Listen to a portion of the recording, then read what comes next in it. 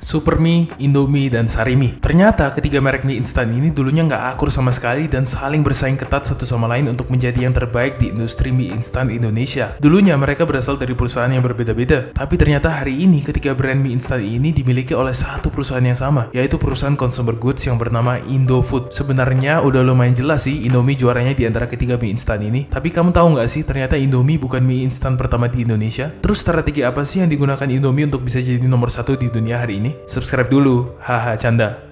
Chapter 1. Awal mula Supermie. Supermie pertama kali diproduksi di tahun 1969 oleh sebuah perusahaan yang bernama PT 51 Sankyo Industri Pangan yang merupakan joint venture atau perusahaan patungan antara Jepang dengan Indonesia dan menjadi produsen mie instan pertama di dalam negeri. Jadi dulunya Jepang mengekspor mie instan ke Indonesia pertama kalinya. Kita di Indonesia dulu nggak punya pabrik sendiri untuk produksi mie instan sendiri. Bahkan pada saat itu Jepang menguasai 90% modal investasi di joint venture tersebut, sedangkan Indonesia hanya 10%. Tapi ya seiring berjalannya waktu, kepemilikan saham Indonesia di PT 51 Sankyo Industri Pangan ini terus bertambah setiap tahunnya. Ya sudah jelas karena 100% marketnya pada saat itu kan orang-orang yang ada di Indonesia, dan waktu itu kita juga masih belum punya mesin untuk produksi mie instan. Jadi wajar aja kalau Jepang memiliki saham yang lebih besar. Seiring berjalannya waktu, Supermie ini jadi benar-benar viral banget pada masanya. Bahkan ketika orang-orang membeli mie instan merek apapun, biasanya mereka menyebutnya Supermie. Karena memang saat itu belum banyak merek mie instan, dan Supermie benar-benar menguasai pasar Indonesia.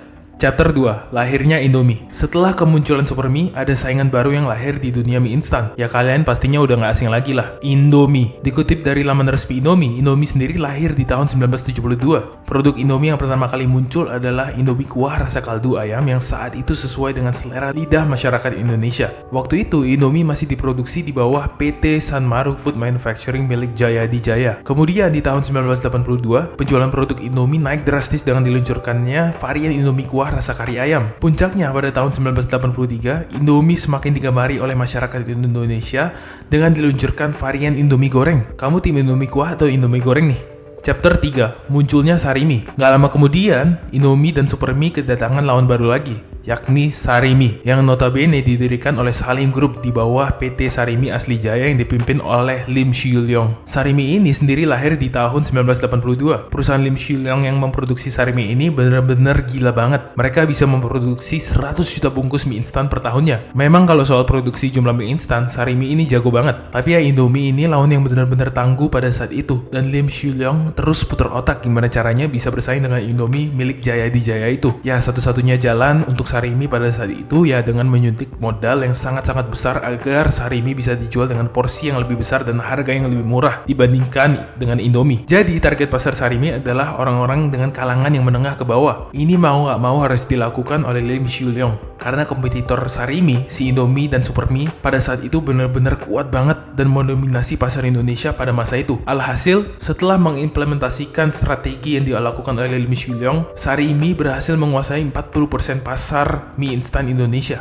Chapter 4. Diakuisisi oleh Indofood. Setelah dengar kisah masing-masing, dulunya memang ketiga merek mie instan ini berasal dari perusahaan, background, dan founder yang berbeda-beda. Namun sekarang, baik Supermie, Indomie, maupun Sarimi sudah menjadi satu. Semua merek mie instan ini dikuasai oleh Salim Group di bawah naungan PT Indofood. Jadi ceritanya Salim Group yang dipimpin oleh Lim Shu-leong ini tetap gigih dalam bernegosiasi dan mendekati si Jayadi Jaya pemilik Indomie ini. Karena awalnya Indomie nggak mau gabung dengan Salim Group. Sampai pada akhirnya, mungkin karena tawaran yang cukup menggiurkan, Jayadi Jaya pemilik Indomie sepakat untuk bergabung dan bekerja sama dengan Salim Group. Akhirnya di momen ini, Sarimi dan Indomie bergabung jadi satu di dalam satu perusahaan yang sama, dan memang terbukti bahwa joint venture tersebut benar-benar efektif dan membuat PT Indofood jadi kuat banget dan menguasai pasar mie instan di Indonesia. Sampai-sampai Supermie yang belum diakuisisi oleh Om Lim pada saat itu benar-benar kewalahan bersaing di pasar dan tentu jumlah produksinya menurun drastis. Ternyata Lim Shu-leong belum puas. Supermie yang merupakan milik PT 51 Sankyo yang mempelopori mie instan di Indonesia kemudian juga ditekati oleh Salim Group. Dan Supermie pun juga setuju untuk bergabung dengan Salim Group. Akhirnya Supermie juga berhasil diakuisisi oleh Indofood di tahun 1986. Akhirnya ketiga mie instan paling kuat di Indonesia berhasil disatukan ke dalam satu perusahaan yang diinisiasi oleh Lim Shu-leong.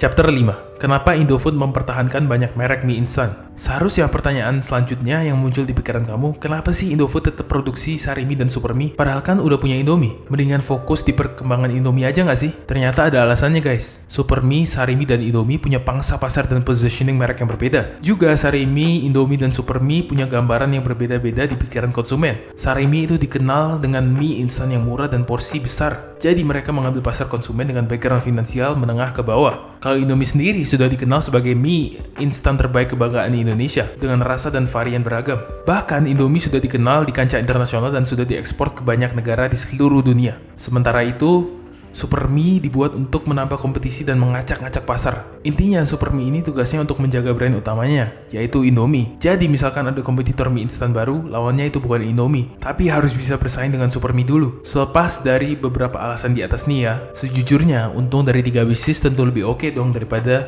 untung dari 1 bisnis aja ya kan? Chapter 6. Siapa Raja Mie Instan Indonesia? Setelah dengar kisah menarik 3 mie instan ini, jadi menurut kamu merek mana sih yang jadi Raja Mie Instan di Indonesia?